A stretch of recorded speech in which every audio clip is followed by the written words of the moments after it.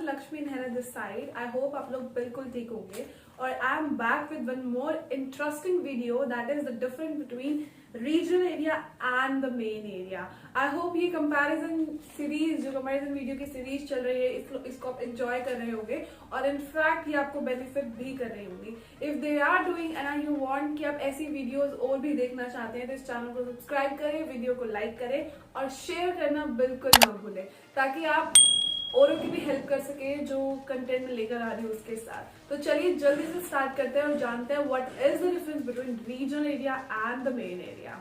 So let's get started. तो guys चलिए बात करते हैं। सबसे पहला जो हमारा topic about success rate means, अगर हम अपनी वीजा मतलब फाइल लॉन्च कराते हैं एम्बेसी में related to the study visa, तो क्या चांसेस है, क्या सक्सेस रेट है कि अगर आप रीजनल के थ्रू जाते हो तो आपको पॉजिटिव रिस्पॉन्स मिलेगा, कितना पॉजिटिव मिलेगा, या फिर आप मेन एरिया में जाते हो तो मिलेगा। सबसे पहले एक्चुअली हमें ये डिस्कस करना चाहिए कि एक्चुअल में डिफरेंस क्या है मेन एरिया और रीजनल एरिया में। सो गाइज, मेन एरिया मतलब मेन जो डाउनटाउन है वो मेन एरिया होता है, जहाँ पे जैसे कि कैनेडा में अगर मैं बात करूँ तो टोरंटो हो गया, मॉन्ट्रियल हो गया, ये आपके मेन एरियाज में काउंट होते हैं। वेराज अगर मैं आपके इनके रीजनल एरियाज की बात करूँ तो रीजनल एरिया जो अदर एरिया जो आपके मेन एरिया से जुड़े हुए हैं लेकिन थोड़े से दूर हैं उनसे, वे आपके बेसिकली रीजनल एरियाज होते हैं। तो चलिए जल्दी से स्टार्ट करते हैं और आपके डिफरेंस को और इनके जो बीच में जो ये डिफरेंस है उसको जल्दी से क्लियर आउट करते हैं। तो सबसे पहला डिफरेंस जो है इनके बीच का वो है सक्सेस रेट। तो अगर मैं आपको क्लियर कर देती हूँ कि अगर आपकी फाइल में थोड़ी भी वीकनेस है या आपको लग रहा है कि कहीं ना कहीं वीक पड़ रही है मेरी फाइल, इधर रिलेटेड टू योर फाइनेंस और इधर रिलेटेड टू योर स्टडी और your aggregates in your previous examination और समवेयर एल्स, अगर आपको कहीं भी कमी लग रही है और आप सोच रहे हो कि थोड़ा सा और स्ट्रॉन्ग बना दूं मैं इस फाइल को, तो उसके लिए बेस्ट है कि आप रीजनल एरिया को प्रायोरिटाइज करो इंस्टेड ऑफ मेन एरिया। तो रीजनल एरिया को जब हम प्रायोरिटाइज करते हैं तो हमारा जो सक्सेस रेट है वो बढ़ जाता है as compare to main area, क्योंकि मेन एरिया में ज्यादातर बच्चे प्रेफर करते हैं जाना पढ़ना, क्योंकि वहां पर आपको फैसिलिटीज बहुत नियर बाय ही मिल जाती हैं और अकोमोडेशन इजिली मतलब अकोमोडेशन तो आपको और जगह पे अवेलेबल हो जाता है, but I am talking about कि वहीं अकोमोडेशन है, वहीं आप अपना जॉब कर सकते हो, नियर बाय आपका कॉलेज है, सो लाइक दैट। तो मेन एरिया काफी कंफर्टेबल होता है, तो इसलिए बच्चे ज्यादातर मेन एरिया में जाना प्रेफर करते हैं। लेकिन रीजनल एरिया के बेनिफिट्स अपने खुद के हैं कि रीजनल एरिया में बच्चे कम चूज करते हैं, तो कम अगर बच्चे चूज करते हैं तो वहीं पे ये बात आ जाती है कि वहां के सक्सेस रेट बढ़ जाते हैं। आगे बात करते हैं ऑप्शंस की। जो मेन एरिया है उसके अंदर ऑप्शन बहुत ज्यादा होते हैं, मोर ऑप्शन होते हैं। वेराज अगर मैं बात करूं रीजनल एरियाज की तो वहां पे ऑप्शन थोड़े कम होते हैं। ऑप्शन कम होने का रीजन क्या है? डेफिनेटली मेन एरिया है तो कॉलेजेस बहुत सारे, यूनिवर्सिटीज बहुत सारी होंगी और काफी पॉपुलर नॉन भी होंगी। उनके अंदर डेफिनेटली अगर कॉलेज यूनिवर्सिटीज बहुत सारी है तो उनके अंदर कोर्सेज भी बहुत सारे होंगे, कॉम्पिटिशन बहुत अच्छा होगा, तो इसीलिए वहां पे ऑप्शंस आपको ज्यादा देखने को मिलते हैं, कोर्सेज ज्यादा देखने को मिलते हैं। वेयर एज अगर मैं बात करूँ रीजनल एरिया की तो वहां पे ऑप्शंस कम हो जाते हैं, नंबर ऑफ कॉलेजेस कम हो जाते हैं। रीजनल एरिया है एज इट इज क्लियर, और वहाँ पे फिर कॉलेज कम है तो डेफिनेटली यूनिवर्सिटीज कॉलेजेस कम है तो उनके अंदर कोर्सेज भी कम ही होते हैं, तो वहाँ पे ये इसका थोड़ा सा ड्रॉबैक हम कह सकते हैं। तो अगली बात करते हैं जो कि हम अक्सर अपने माइंड में रखते हैं, और जो कि है फी। तो अगर मैं बात करूं मेन एरिया की तो आप गेस ही कर सकते हो कि मेन एरिया में फी थोड़ी ज्यादा होती है as compare to regional area, but इस चीज के रिगार्डिंग मैं कहना चाहूंगी कि ऑलमोस्ट सेम ही होती है, ज्यादा कोई खास डिफरेंस नहीं देखने को मिलता, बट स्टिल थोड़ा बहुत डिफरेंस होता है, like in some thousands, and I don't think so कि वो ज्यादा होता है, मतलब in INR I am talking about, not in Canadian dollar में तो बहुत ज्यादा हो जाता है। ओके, सो मोस्टली आपको जो टोरंटो में है वहां पे फीस ज्यादा देखने को मिलती है, वेराज आपको जो रीजनल एरिया वहां थोड़ी कम देखने को मिलती है, बट ऑलमोस्ट लगभग वैसे ही होती है, बट स्टिल कहने के लिए कम होती है।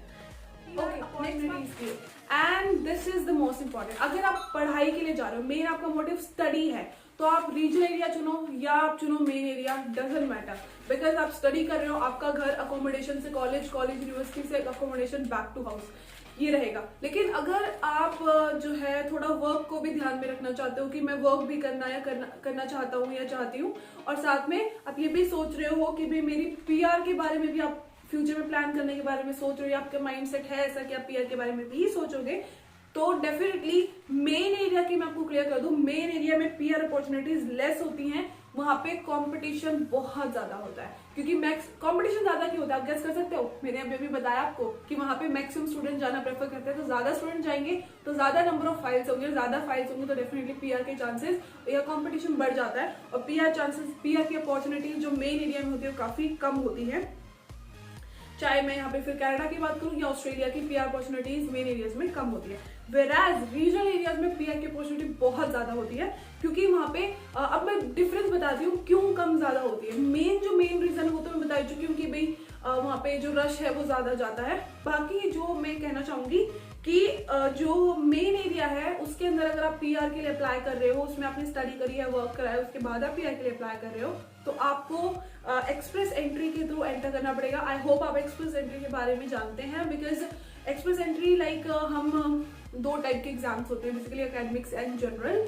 तो उसमें जो जनरल वाले स्टूडेंट्स होते हैं जो इंडिया से कनाडा जाने की प्लानिंग कर रहे होते हैं, वो मोस्टली बाय एक्सप्रेस एंट्री जा रहे होते हैं, क्योंकि एक्सप्रेस एंट्री के अलावा जो है वो बहुत कम चांसेस होते हैं। सो हम इस बारे में कभी बाद में बात करेंगे। अभी back to the topic. So this is कि एक्सप्रेस एंट्री के थ्रू बच्चे जाते हैं in the main area. Whereas अगर मैं बात करूं रीजनल एरिया में, तो रीजनल एरिया के अपने अपने पीएनपी प्रोग्राम्स होते हैं, मतलब रीजनल एरिया के खुद के प्रोग्राम्स होते हैं, आप उनके थ्रू एंटर कर सकते हो इन मतलब पीआर अपॉर्चुनिटी को ग्रैब करने के लिए। सो यहाँ पे ये एक पॉजिटिव पॉइंट है रीजनल एरियाज का, जिसका बेनिफिट स्टूडेंट्स उठाते हैं। So guys, the very last thing which I'm going to discuss the work opportunity. Now I think it is मुझे बताने की जरूरत नहीं है, बट ये पूरी क्लियर है ये चीज कि जो मेन एरिया है उसके अंदर वर्क अपॉर्चुनिटीज बहुत ज्यादा होती है, क्योंकि वहाँ पे कंपनी ज्यादा है, वहाँ पे बिजनेस ज्यादा है, मतलब ऑल ओवर ही कनाडा में बिजनेस काफी अच्छा है, लेवल पे है, आपको इंडस्ट्रीज मिल जाएंगी इजिली जहाँ पे आप वर्क कर सकते हो। बट स्टिल बात मेन एरिया की जब आती है तो अपॉर्चुनिटीज बढ़ जाती है, वेराज अगर मैं रीजनल एरिया की बात करूँ तो वहाँ पे अपॉर्चुनिटीज, वर्क अपॉर्चुनिटीज थोड़ी कम है। एज यूजुअल रश कम है, लोग कम है, तो खरीदने वाले कम है, तो स्टोर्स भी कम। बेसिकली हमें वर्क अपॉर्चुनिटी की यानी कि आपके जो आवर्स है 20 आवर्स मिलते हैं वर्क करने के लिए बेसिकली। सो उन आवर्स की मैं बात कर रही हूँ, तो अगर आप उनको भी यूटिलाइज करने के बारे में सोच रहे हो तो आप वर्क अपॉर्चुनिटी यानी कि आप मेन एरिया को चूज करना है। टॉक इन शॉर्ट कि आपको मेन एरिया चूज करना चाहिए या रीजनल एरिया चूज करना चाहिए। सो देखो गाइज, मैंने आपको एक शॉर्ट डिफरेंस में आपको बता चुकी हूँ। वर्क अपॉर्चुनिटी जो ऑलमोस्ट स्टूडेंट्स अपने बारे में सोचते हैं कि उन्हें मेन एरिया में क्यों जाना चाहिए या रीजनल एरिया में क्यों नहीं जाना चाहिए, जो वो अपने एजेंट से पूछते हैं, कंसल्ट करते हैं, वो मैंने आपको इस ब्लॉग के थ्रू। अगर आप सोच रहे हो स्टडी के बारे में कि भाई हाँ मुझे बढ़िया स्टडी चाहिए, वो सब है, तो फिर चाहे आप रीजनल में जाओ या आप जाओ मेन एरिया में, डजेंट मैटर, क्योंकि स्टडी ऑल ओवर कनाडा या ऑस्ट्रेलिया बहुत अच्छी है। अगर मैं बात करती हूँ स्टडी के अलावा आ जाते हैं, लाइक कुछ स्टूडेंट्स स्टडी के साथ साथ वर्क भी करते हैं ताकि वो कुछ अपने फाइनेंस निकाल सके या नेक्स्ट ईयर की फी भर सके, ताकि वो जीआईसी ना यूज करे, मतलब इस तरह का भी माइंड मैप आता है, मतलब माइंड में थिंकिंग आती है स्टूडेंट्स की। तो अगर इस तरह का कुछ है तो आई गेस आपको मेन एरिया चूज करना चाहिए, क्योंकि वहाँ पे वर्क अपॉर्चुनिटी ज्यादा है। बिकॉज लाइक बहुत सारे स्टूडेंट्स बताते हैं कि उन्हें जब वर्क मिलता है वो तभी काम कर पाते हैं, लाइक कभी तो उन्हें 2 to 3 आवर्स का काम मिल जाता है और कभी उन्हें मिलता ही नहीं है, तो ऐसी भी सिचुएशंस आती हैं।